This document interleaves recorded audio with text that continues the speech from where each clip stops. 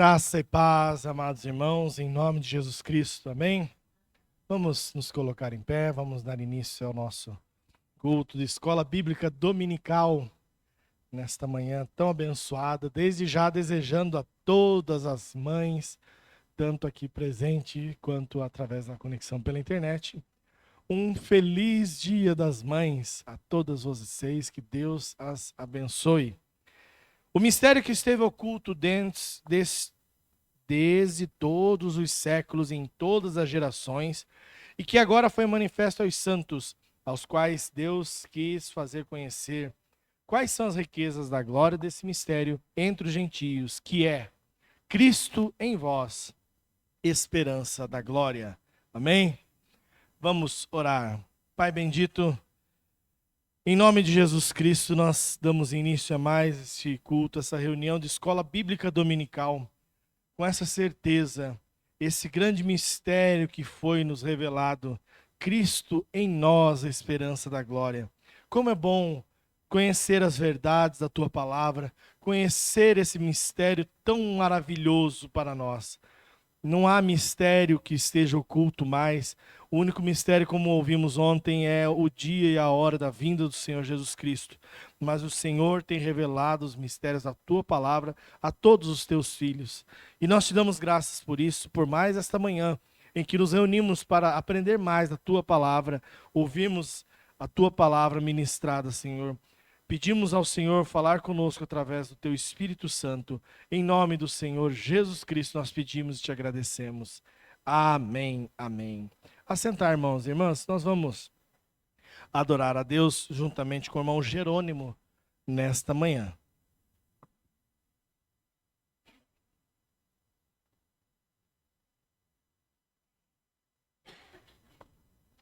Graça e paz a todos os irmãos, um bom dia em nome do Senhor Jesus Cristo.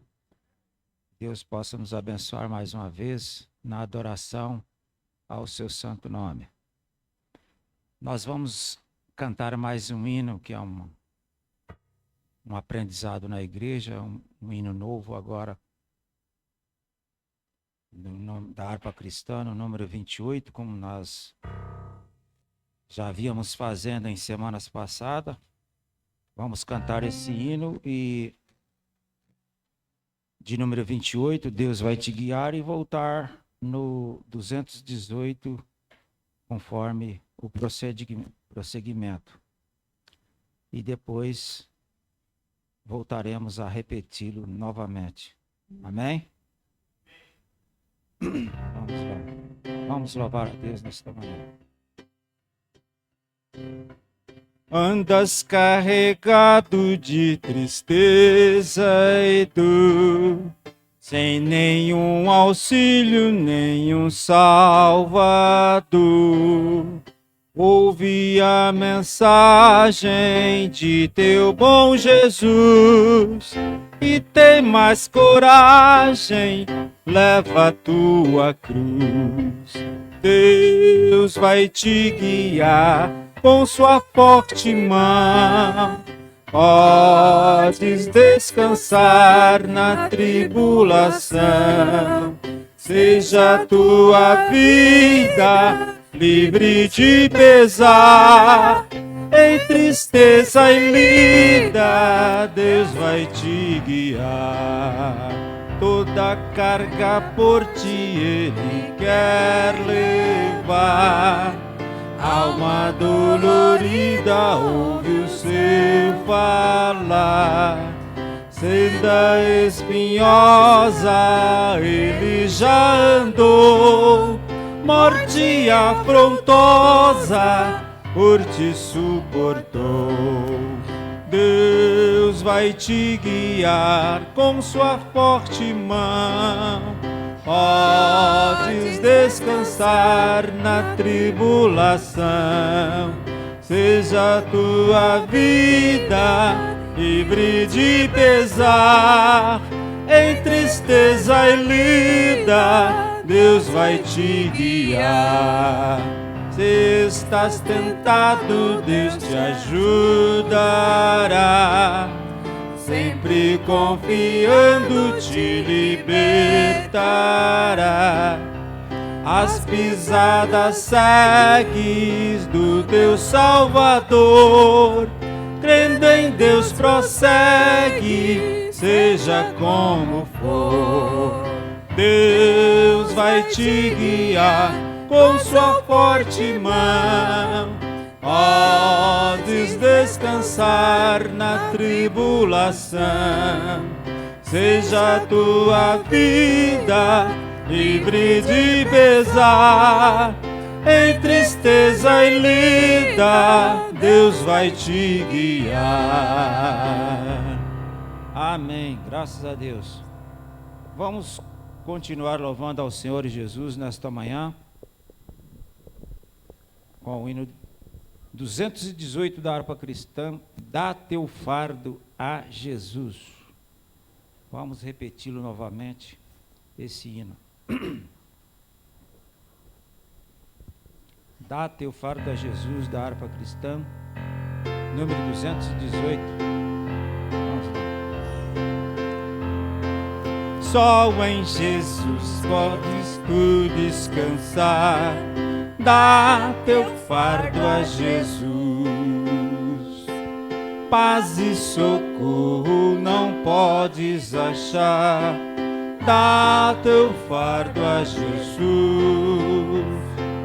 Dá teu fardo a Jesus, e as trevas fará em luz, e em Cristo um abrigo terás no perigo. Oh, dá teu fardo a Jesus.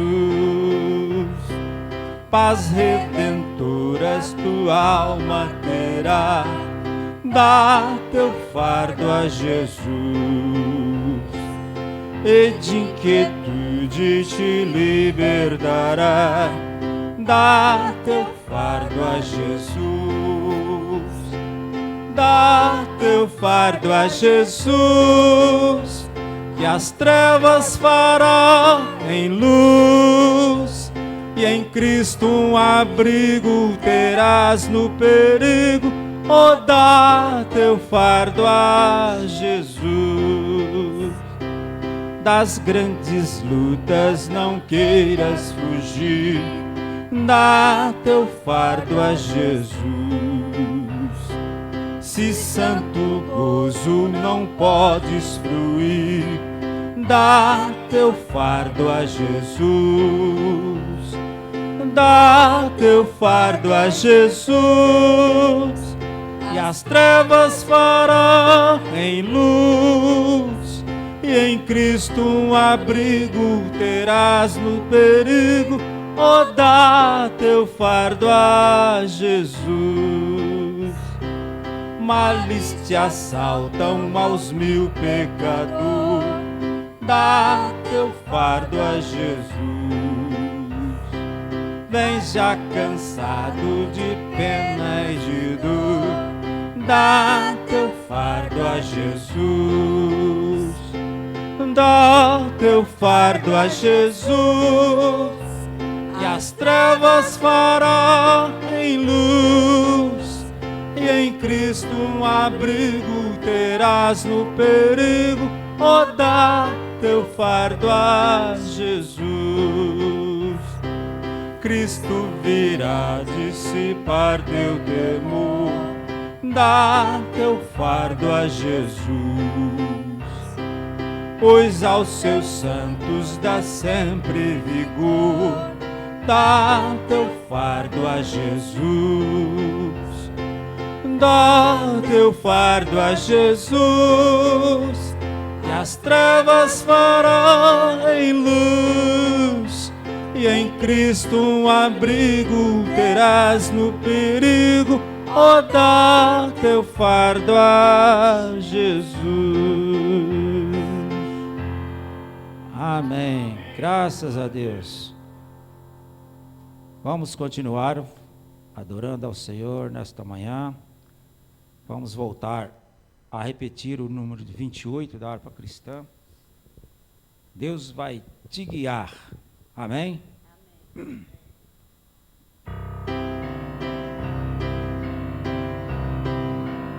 andas carregado de tristeza e dor, sem nenhum auxílio, nenhum Salvador.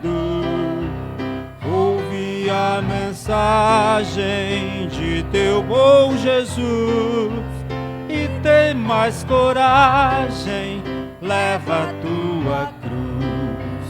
Deus vai te guiar com sua forte mão. Podes descansar na tribulação. Seja a tua vida livre de pesar, e em tristeza e lida Deus vai te guiar. Toda carga por ti Ele quer levar. Alma dolorida, ouve o seu falar. Senda espinhosa, Ele já andou. Morte afrontosa, por ti suportou. Deus vai te guiar com sua forte mão. Podes descansar na tribulação. Seja a tua vida livre de pesar, e em tristeza e lida Deus vai te guiar. Se estás tentado, Deus te ajudará. Sempre confiando te libertará. As pisadas segues do teu Salvador, crendo em Deus prossegue, seja como for. Deus vai te guiar com sua forte mão. Podes descansar na tribulação. Seja a tua vida livre de pesar, e em tristeza e lida Deus vai te guiar. Amém. Graças a Deus. Agora nós vamos à melhor parte da manhã, que é a mensagem trazida através da palavra de Deus com o nosso pastor Adriano da Silva Yans.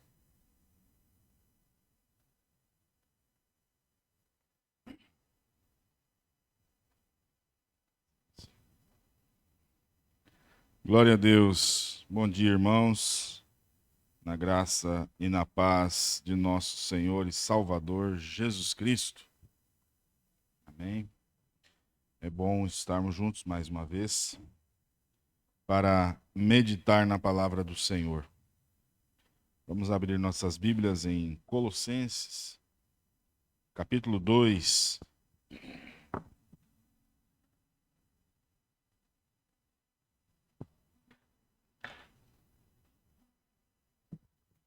Carta do apóstolo Paulo à igreja de Colossos, aos Colossenses, capítulo 2, a partir do 17. Tudo isso é sombra das coisas que estavam por vir. A realidade, porém, encontra-se em Cristo. Não permitam que ninguém que tenha prazer em uma falsa humildade e na adoração de anjos os impeça de alcançar o prêmio. Tal pessoa conta detalhadamente as suas visões e a mente carnal dela a torna orgulhosa.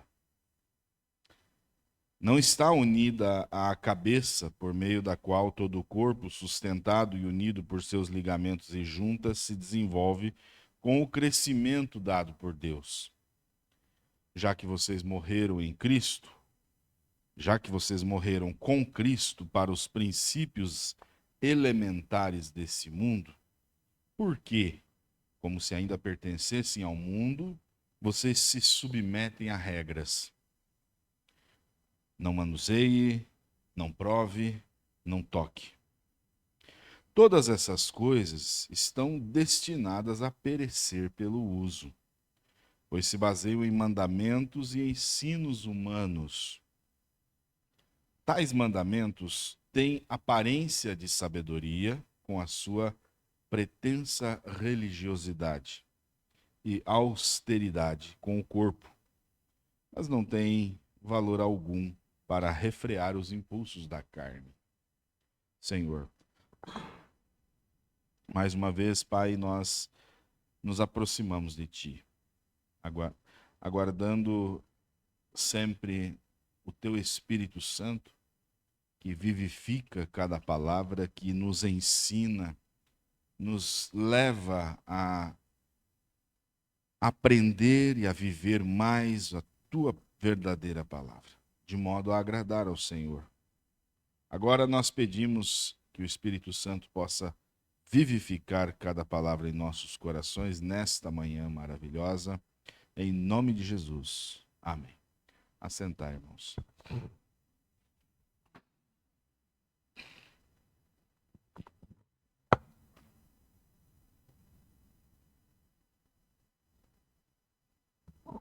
Esse é um assunto que eu sei que causa, às vezes, um desconforto, né, para muitas pessoas, porque nós estamos removendo tatuagens ministeriais, né? Nós falamos já sobre isso. A tatuagem é algo difícil de remover. E nós usamos isso, e eu vi essa analogia, né, da tatuagem ministerial que nós recebemos ao longo da vida. No meu caso particular, foram 25 anos recebendo tatuagens de ministério, né, doutrinas de homens que foram sendo implantadas na nossa mente. Então remover isso é doloroso muitas vezes, balança as nossas estruturas, faz a gente sentir mal, mas tem coisa que é necessário. Às vezes você sofre um ferimento, eu trabalhei não na área da medicina, né, obviamente, mas eu trabalhava como segurança no pronto-socorro do Hospital Evangélico aqui em Curitiba. E de vez em quando, não, de todo dia a gente via pessoas chegando nos piores estados possíveis para ser atendido, né, com cortes profundos. E a primeira coisa que eles fazem quando alguém sofre um corte, né, quando esse corte é mais profundo principalmente, o paciente chega, das primeiras ações que o pessoal da sutura, né, faz antes de costurar é lavar. Lavar mesmo, sabão, claro, um sabão produto especial. Depois aquele álcool 70, imagine, né, sendo aplicado na ferida. Isso dói muito, né? Que muitas vezes não dá o tempo ainda de ter a anestesia fazer o efeito, né? Mas eles precisam lavar rapidamente aquilo, esfregar, tirar todo resquício de sujeira. Porque se não fizer isso, aquilo vai infeccionar e pode levar à morte. Pode levar à morte, né? Então, às vezes há coisas que não são agradáveis de se fazer, né? Que é limpar, é tirar aquela sujeira, mas precisa, é vital, né? Meu pai, essa semana, sofrendo aí com um dente, né? Inflamou, foi num médico aí, num dentista que só judiou dele e não resolveu o problema, né? Aí levamos ele na unidade de pronto atendimento. O médico abriu, aplicou anestesia, mas o dente inflamado não pega anestesia, né? E ele falou, olha, agora nós vamos ter que chegar nesse nervo para poder anestesiar o nervo. só que sem efeito de anestesia, né? Aquela broquinha já é horripilante, né? Quanto mais você ter que passar por isso sem anestesia. Extremamente doloroso. E a única coisa que o dentista falou, segura aí, não tem o que fazer, eu preciso chegar nesse nervo, senão você não vai conseguir ter alívio da dor. Precisa fazer doer muito mais para a gente chegar ali, neutralizar esse nervo, e aí sim você vai ter o alívio. Então há momentos que o pastor, aqueles que estão na liderança, com relação à doutrina, né, a sã doutrina, precisa às vezes mexer em nervos doloridos, né? E dói, é desconfortável, porque a gente aprendeu assim, a vida toda. Mas agora a gente está olhando a Bíblia, o que que a Bíblia diz, né? E às vezes é doloroso, mas é necessário. E você vai ver que isso vai te causar bem espiritualmente. Ao fim do processo, isso te traz alívio, né? Libertação. Jesus diz: conhecereis a verdade e a verdade vos libertará. A verdade está nos libertando, sempre. Agora, começamos aqui nesse versículo, né? Essas pessoas contam detalhadamente suas visões e sua mente carnal se enche de orgulho. Nós falamos ontem um pouquinho sobre o legalismo. Entramos no misticismo. O que é o misticismo? Vocês lembram o que que é? É um conceito, é claro, mas o mais importante é você saber identificar isso, né? Quem lembra? Isso. Experiências pessoais. Eu quero reiterar isso, né? Às vezes alguém assiste a gente pela primeira vez, fala, então vocês são uma igreja reformada, né? Calvinista, né? Que não crê nos dons. Não, nós não somos cessacionistas. Eu creio na continuidade dos dons. Mas nós falamos, inclusive, seguindo o exemplo da igreja primitiva, não é? A gente vai ver a igreja primitiva, nós temos relatos ali da história da igreja primitiva, do livro de Atos e as cartas de Paulo. Se nós pegarmos essas, são 13, né? 13 cartas escritas por Paulo, mais o livro de Atos, e colocarmos em ordem cronológica, todos esses escritos vão cobrir ali um período de 36, 37 anos, né? Ali entre 35 e 40 anos, né? Ok? Concordam com isso? Sim ou não? Entenderam isso? Porque começa no Pentecoste e até a morte do apóstolo Paulo. Então é esse período aqui que nós estamos olhando. São 14 livros que vão cobrir esse período aí de quase 40 anos. E quando nós pegamos todos esses livros, se você fosse, talvez alguém já tenha tido o capricho de fazer isso, né? E listar quais as manifestações de profecia que nós temos durante esses 40 anos, você vai ver que não é uma coisa que acontece corriqueiramente todo o culto. Concorda com isso? Sim ou não? Quem vai, me ajuda a lembrar aí, profecias do livro de Atos até as cartas de Paulo. Nós temos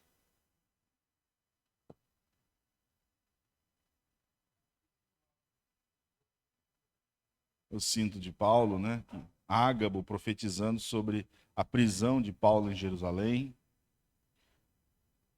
Que mais? Paulo traz aquilo que foi uma profecia, porque quando ele está sendo preso para levar para Roma, antes de embarcar no navio, ele diz: olha, eu sinto que essa viagem vai ser danosa para o navio e para vidas.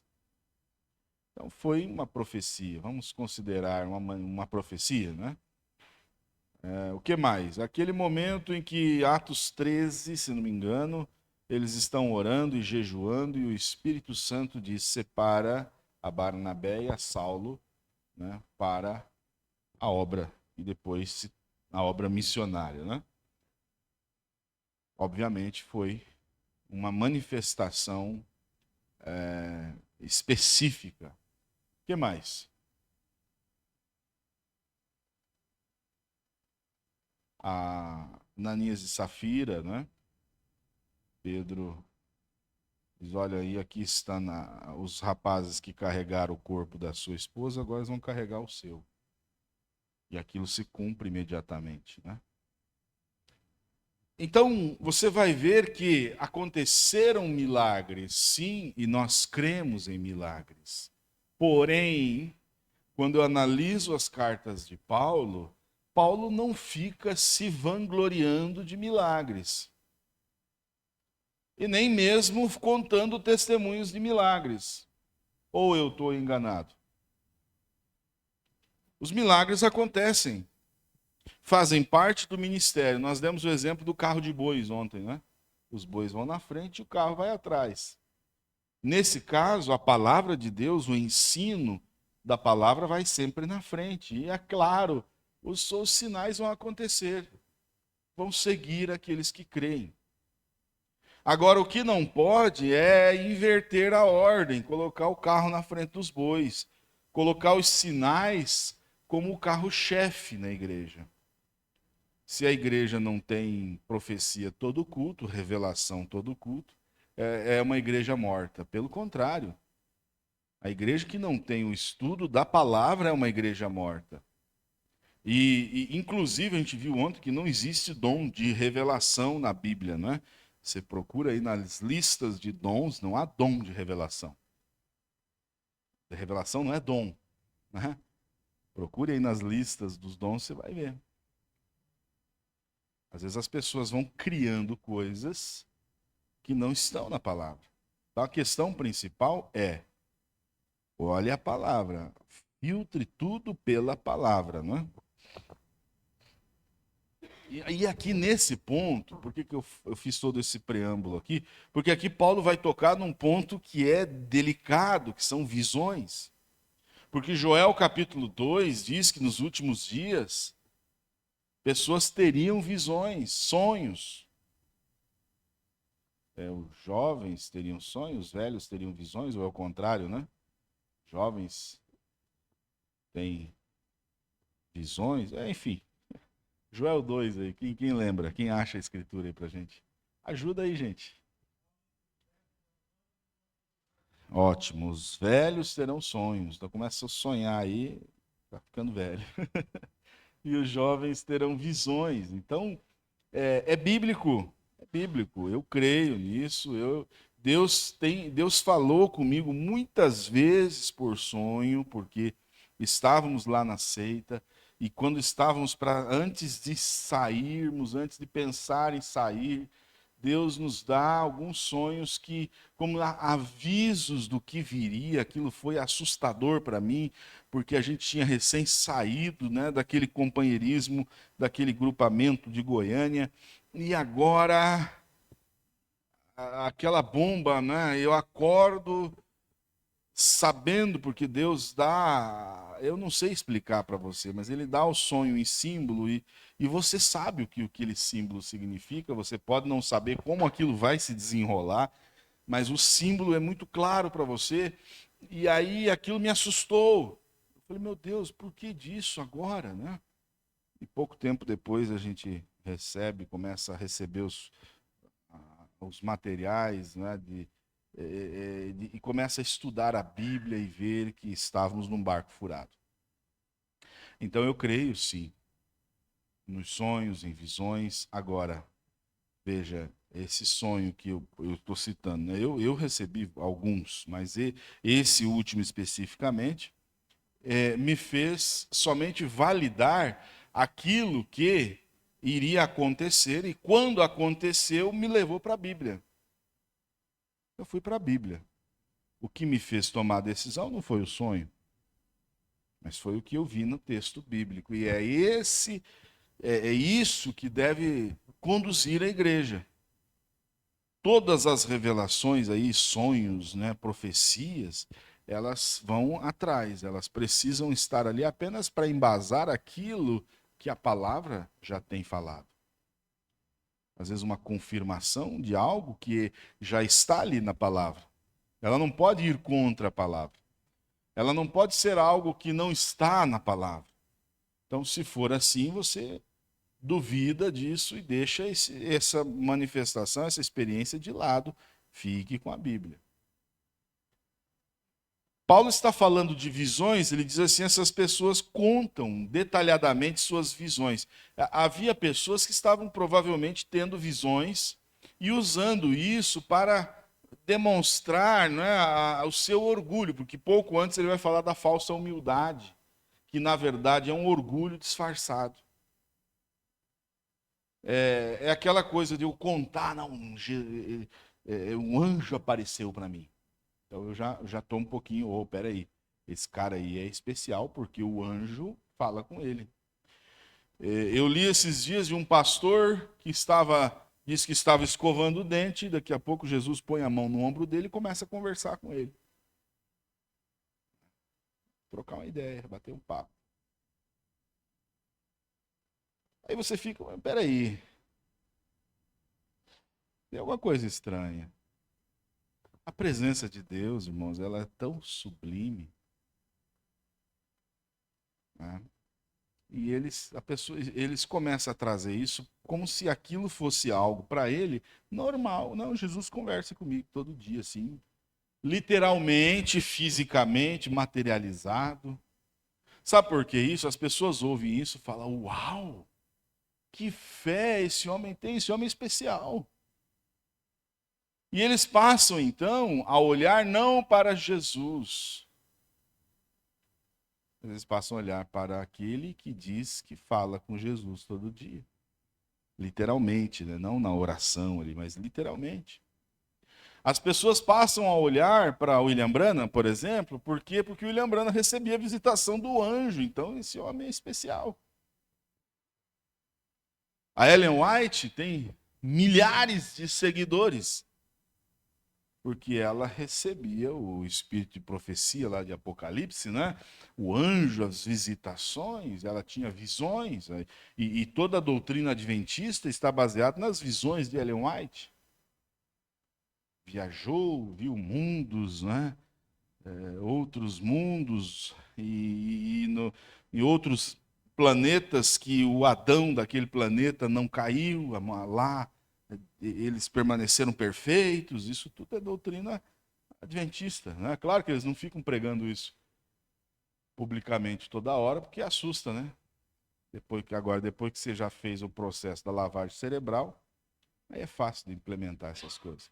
É por isso que quando se evangelizava lá no tabernáculo, algumas coisas se deixava mais para frente. Você não ia falar algumas coisas assim logo de cara, porque assusta, né? Então você ia começando ali por Atos 2:38, né? Para a pessoa ver, não, isso está na Bíblia mesmo. Depois ia, não, isso aqui também está na Bíblia. Aí depois a pessoa já não via mais nada.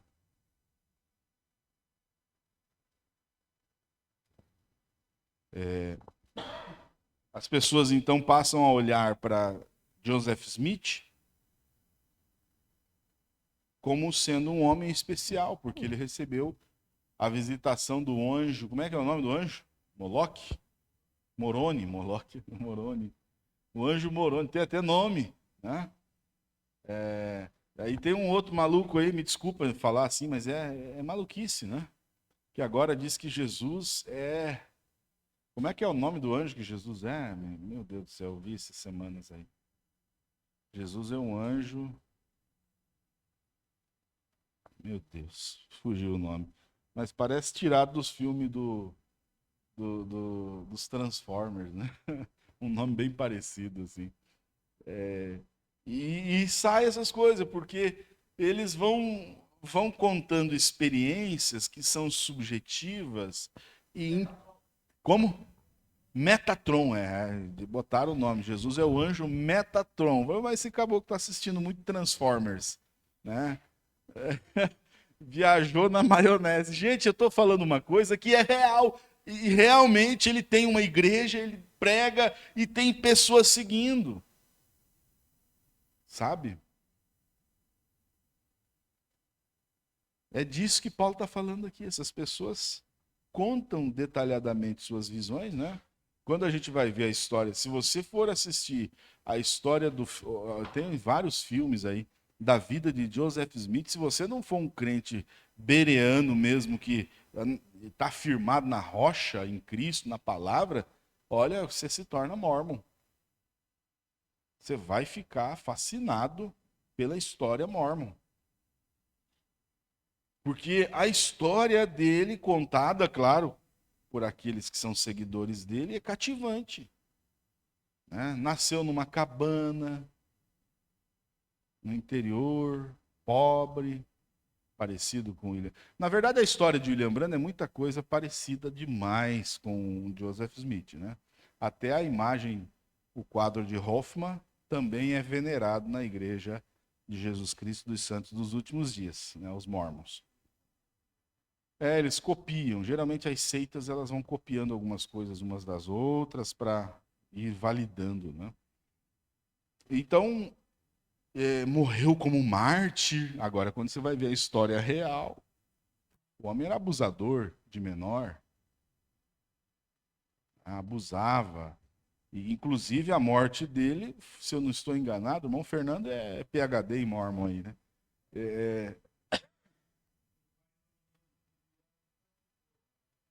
O pai de uma das vítimas, uma menina de 15 anos, que foi o estupim aí da morte de Joseph Smith por causa desses abusos. Abusos sexuais.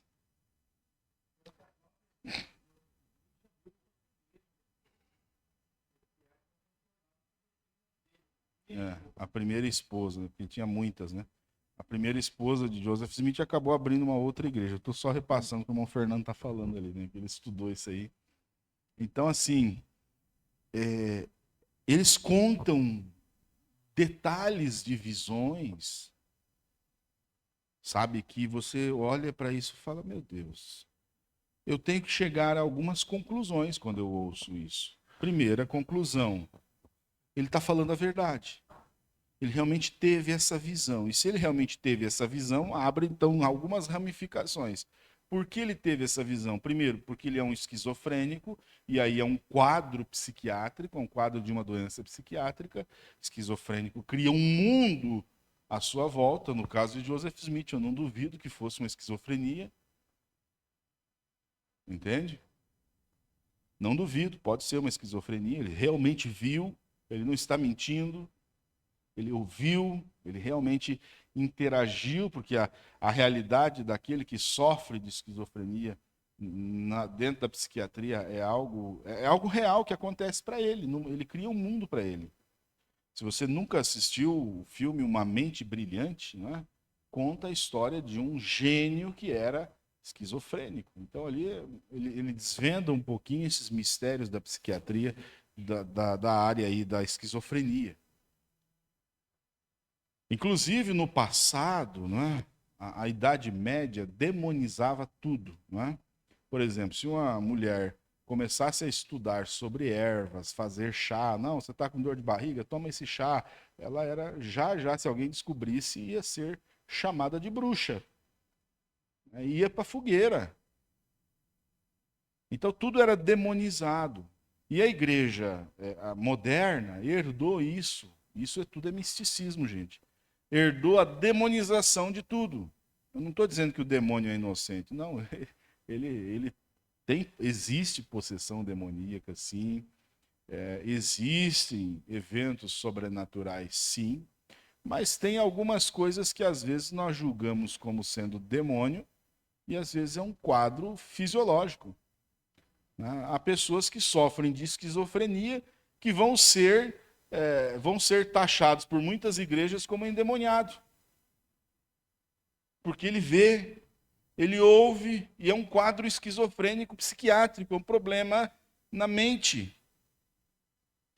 Às vezes, com tratamento, isso vai ser amenizado.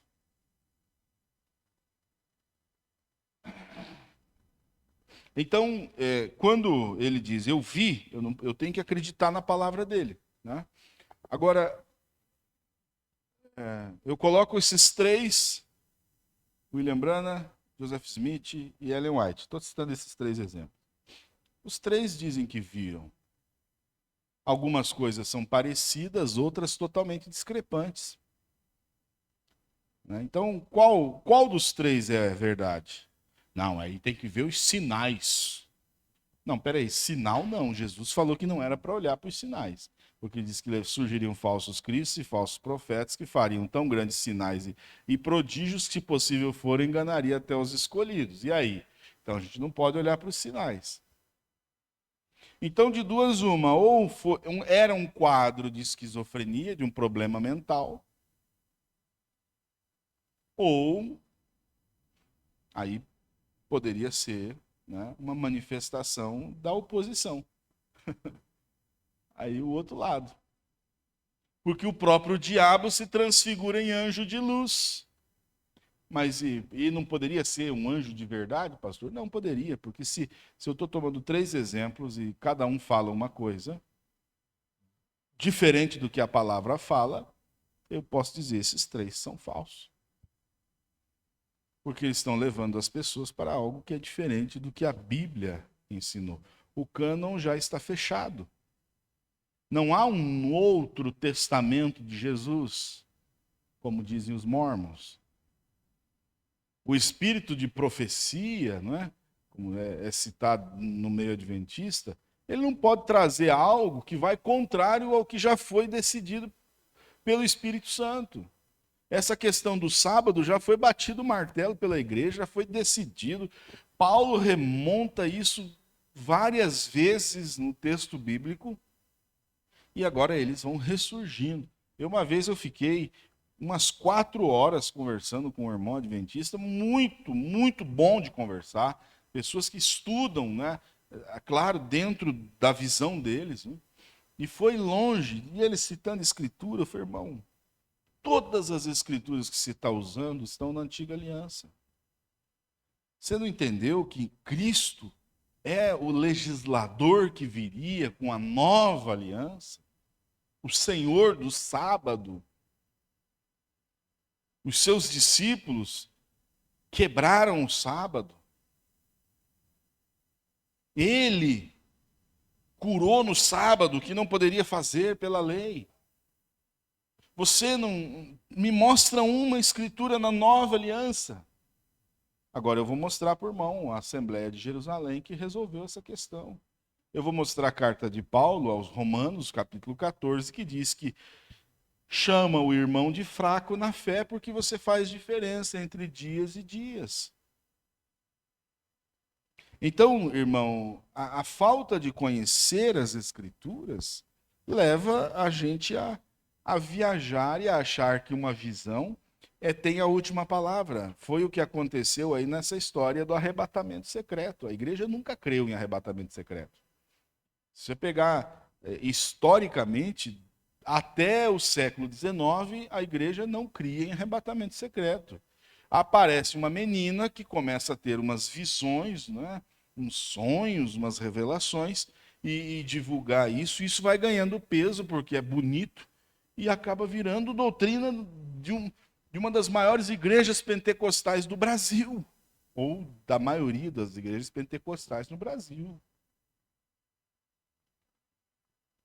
Você está entendendo? Isso o que é o misticismo? O dano que o misticismo pode causar, eu crio a minha experiência pessoal, se torna base e regra de fé. Conta detalhadamente suas visões e sua mente carnal se enche de orgulho. Essas experiências subjetivas passam a ser exaltadas acima das Escrituras. Paulo, então, vai denunciar isso como sendo fruto de uma mente carnal. O que Paulo está dizendo? Em outras palavras, se ele vivesse hoje, ele ia dizer assim, a mente de William Branham é uma mente carnal. A mente de Ellen White é uma mente carnal. A mente de Joseph Smith é uma mente carnal, está produzindo coisas que estão atraindo as pessoas para si mesmos, né? É uma falsa humildade, é um orgulho disfarçado. Paulo está denunciando isso aqui. A gente lia, parece que sem querer ver, mas graças a Deus que o Espírito Santo mostrou isso para a gente.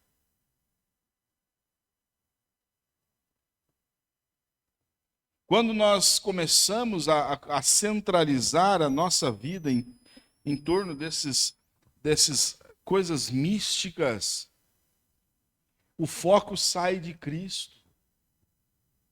O foco passa a ser as revelações extra-bíblicas. Porque tem que ter revelação. Agora elegeu o Papa americano. Não, agora a revelação, né? O Papa, sabe? Agora o fim vem. Então agora dá vontade de fazer o print dessas publicações que estão fazendo aí, para quando esse Papa morrer e vir um outro, falar, uai, mas não era o anterior? Você não publicou que agora vai começar? Porque esse vai ter agora, esse que vai unir as igrejas, é esse que vai instituir a imagem à besta. Você está esperando união de igreja? Você está mais por fora que asa de xícara, né? Você está completamente enganado. Você acha que há espaço para união de igreja? No mundo caótico que estamos? O espaço você tem é para mais confusão ainda. Não, mas agora o Papa veio, né? Então tá, espera. É assim, enquanto os cães ladram, a caravana passa. O foco sai de Cristo, não se prega Cristo. Você vai numa igreja dessas assim, e eu não estou aqui para julgar, né, igrejas, mas há igrejas que o tempo todo é só profecias, revelações e palavra profética. Ei, e a Bíblia? E Cristo? Onde está a pregação cristocêntrica? Aonde está o evangelho que mostra quem você é, um pecador depravado, necessitado da graça de Deus? É isso que somos. Você não é ouro de Ofir. Você não é tudo isso que estão semeando por aí, não. Você é um pecador depravado, que sem Cristo vai perecer no inferno. Por isso precisamos de Cristo. Porque com Cristo Ele nos livra da ira vindoura.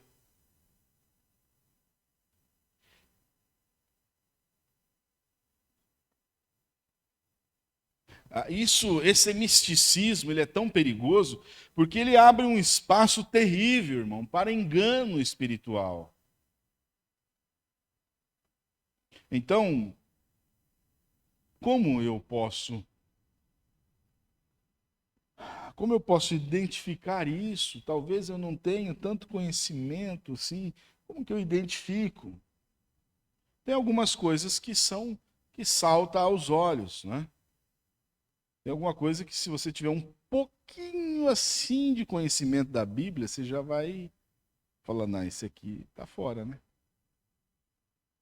Nós citamos ontem o menino profeta aí, né?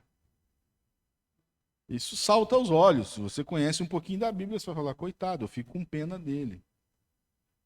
Porque não está tendo a devida orientação. Poderia ser um vaso usado por Deus, um instrumento de Deus na pregação do Evangelho, mas não está sendo instruído. Aí agora o orgulho já tomou conta, ele já se sente o dono da situação, porque tem muitos seguidores na internet, e a internet deu voz a cada maluco por aí que a gente fica olhando e fala, meu Deus, não acredito nisso. Até vendo a gente não acredita. Tem algumas coisas então que saltam aos olhos. Mas para aquelas que você ainda fica em dúvida, o que você tem que fazer? Avalie as experiências à luz da palavra.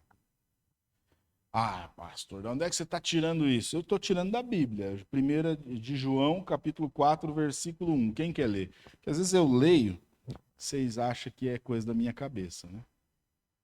Então eu queria que alguém viesse aqui. É epístola, não é evangelho. 1 de João, capítulo 4, versículo 1.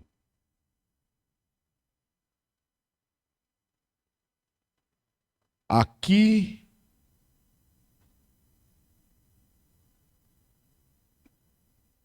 isso, amém.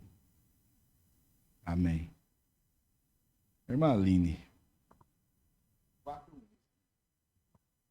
Amados, não creiais a todo o espírito, mas provai se os espíritos são de Deus, porque já muitos falsos profetas se têm levantado no mundo. Nisto, Pronto, tá aí. Não creiam em qualquer espírito.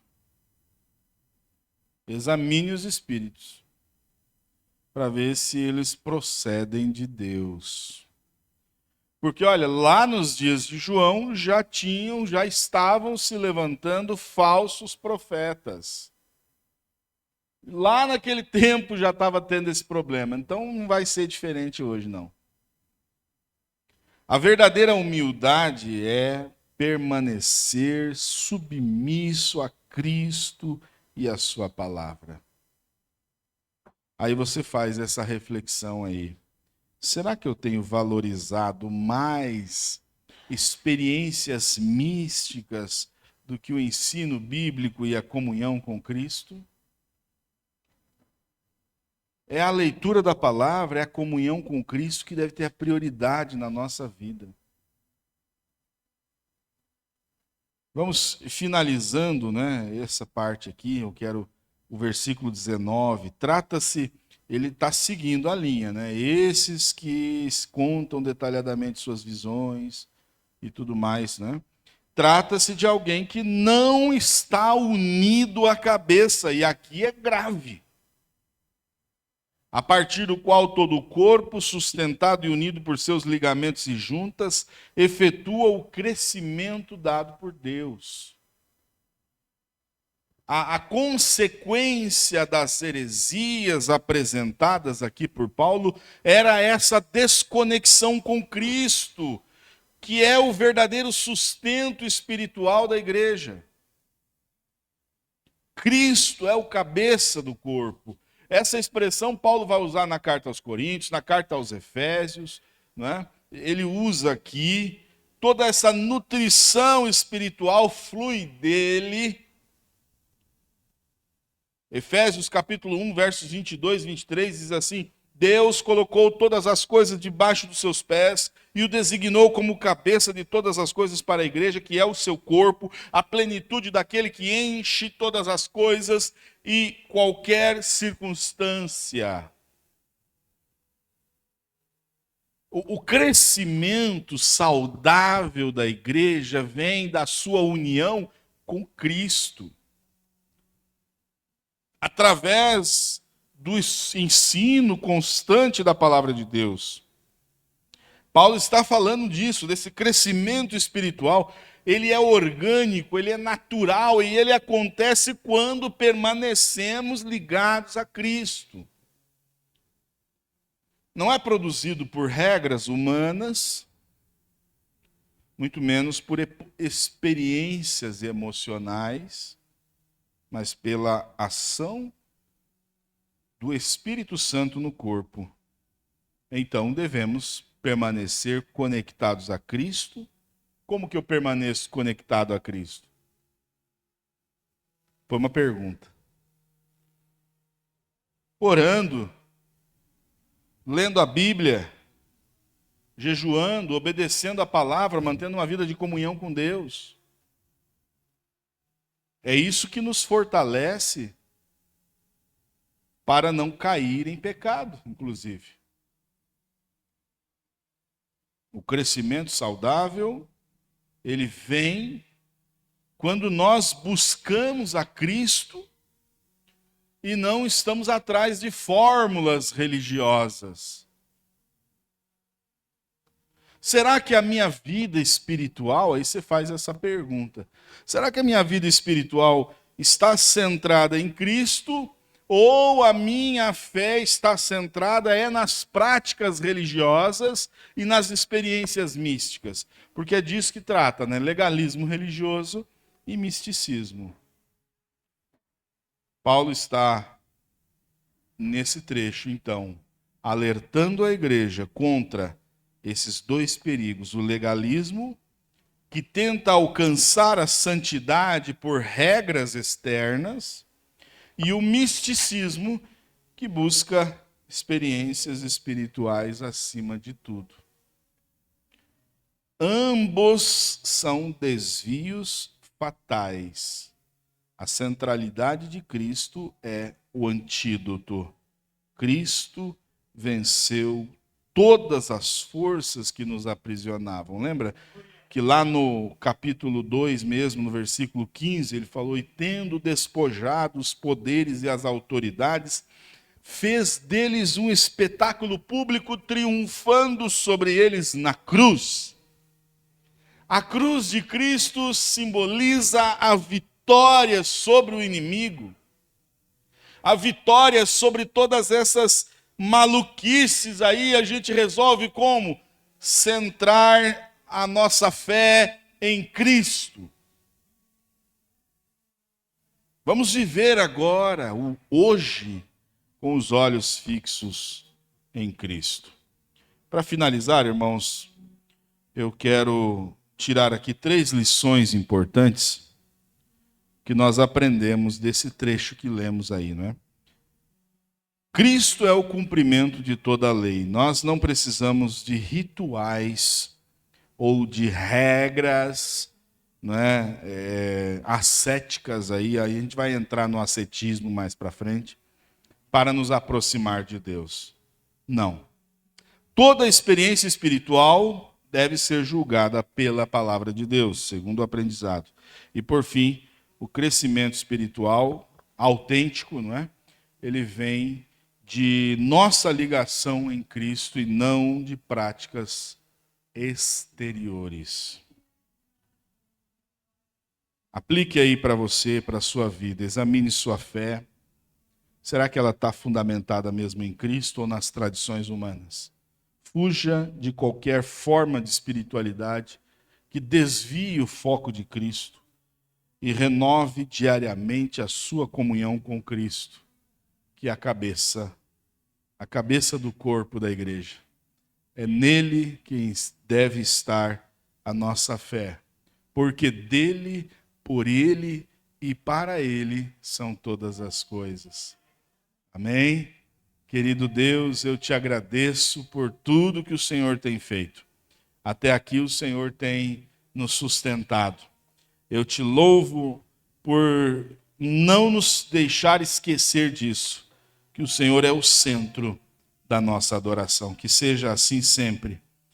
Dele, por ele e para ele, todas as coisas, nossa vida, tudo que temos, tudo que somos, provém do Senhor e é para o Senhor.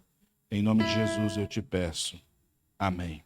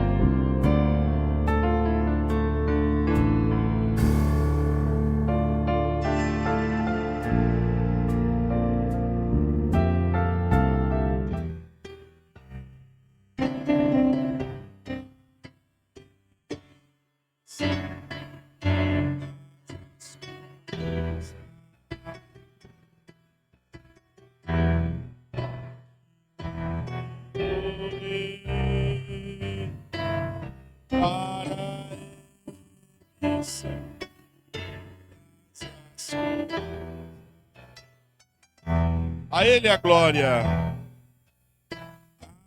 Ele a glória.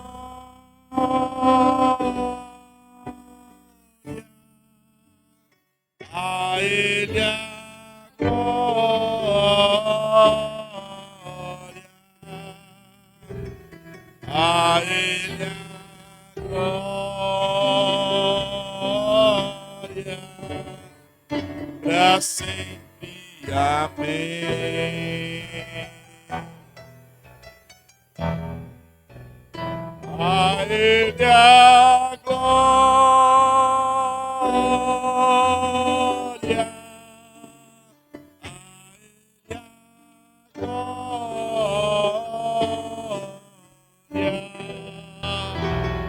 a Ele a glória,